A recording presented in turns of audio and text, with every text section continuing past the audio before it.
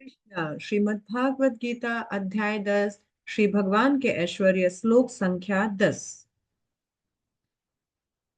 तेषां सततयुक्तानां भजतां प्रीतिपूर्वकं ददामि बुद्धियोगं तं येन मामुपयान्ति ते। जो प्रेम पूर्वक मेरी सेवा करने में निरंतर लगे रहते हैं, उन्हें मैं ज्ञान प्रदान करता हूँ जिसके द्वारा वे मुझ तक आ सकते हैं।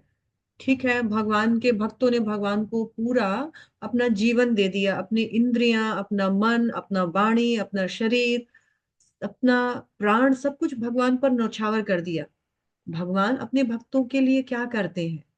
तो भगवान बोल रहे हैं इस प्रकार तेषाम, वो जो लोग, जो पिछले श्लोक में भगवान ने बताया, 9वें श्लोक में, सतत युक्ता नाम, जो सदैव मेरे भजन में इस प्रकार से मेरे लिए अपने समय को, अपने जीवन को, अपने प्राण को, अपने सेंसेस को लगाते हैं, भजताम, और मेरी सेवा में लगे रहते हैं, प्रीति पूर्वकम, बिल्कुल प्रेम भाव से।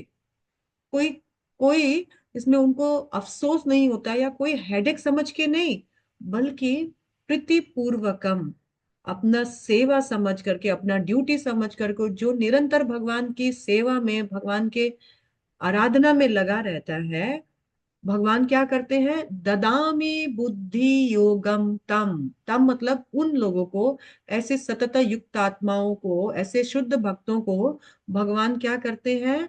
ददामी, दान करते हैं, प्रदान करते हैं।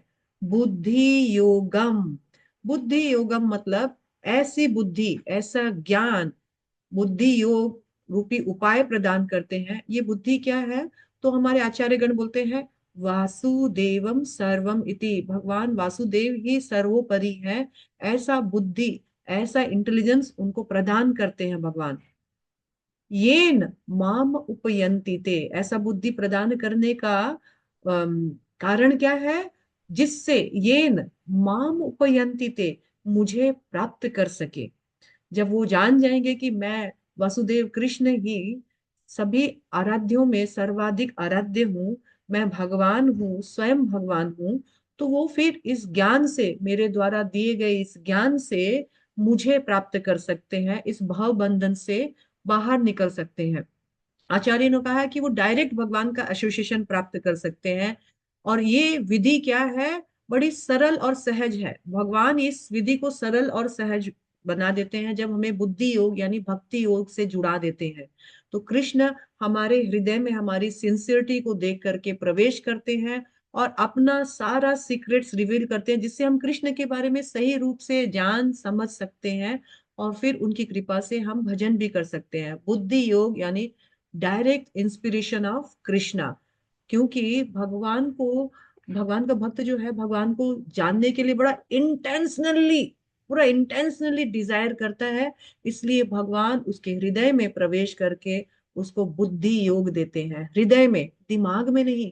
भगवान उसके हृदय में भक्ति जगाते हैं और सारा ज्ञान देते हैं, जिससे वो भक्त इंस्पायर होकर के भक्ति करता है। वो क्योंकि समझ जाता है कि भक्ति से उत्तम कुछ नहीं है और भगवान से ऊपर कुछ नहीं है। हरे कृष्णा।